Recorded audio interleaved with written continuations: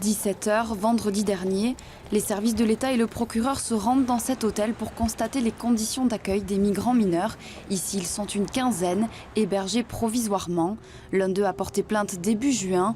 Il aurait été brutalisé par le frère de la gérante. Le parquet a ouvert une enquête préliminaire pour fait de violence, une accusation que réfute totalement la propriétaire. On n'a jamais frappé personne.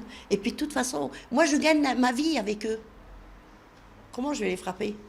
C'est ridicule. Selon elle, les tensions viennent d'un souci de respect des règles. Pourtant, certains jeunes protestent contre l'hygiène et les repas. Ils se plaignent parce que peut-être ils restent longtemps ici. Parce qu'eux, ils veulent partir en une semaine. Et en une semaine, je pense qu'il n'y a pas de place dans l'Eure-et-Loir. Âgés de 13 à 17 ans, ces jeunes migrants, venus pour la plupart d'Afrique de l'Ouest ou du Bangladesh, restent ici quelques semaines, voire plusieurs mois. Déscolarisés et livrés à eux-mêmes, tous pointent une situation d'urgence. Là, ils m'ont fait rentrer dans la chambre. Le drap était sale, mais tous les trucs de lit étaient sales. La dame là, elle n'est pas tellement gentille.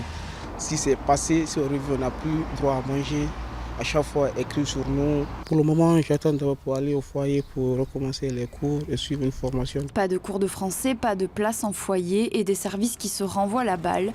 Indignés par le manque de moyens, des collectifs montent au créneau. Ces jeunes ont aussi peur de témoigner parce que l'enjeu, c'est leur vie, leur avenir, que leur avenir il va dépendre de la politique du conseil départemental et que la mise en place de toutes les démarches, que ce soit d'insertion, scolarisation, dépend du conseil et de l'aide sociale à l'enfance. Et ils ont peur que ces démarches-là traînent, prennent trop de temps. Contacté à plusieurs reprises, le département n'a pas souhaité réagir. L'enquête, elle, a été confiée au commissariat de Chartres.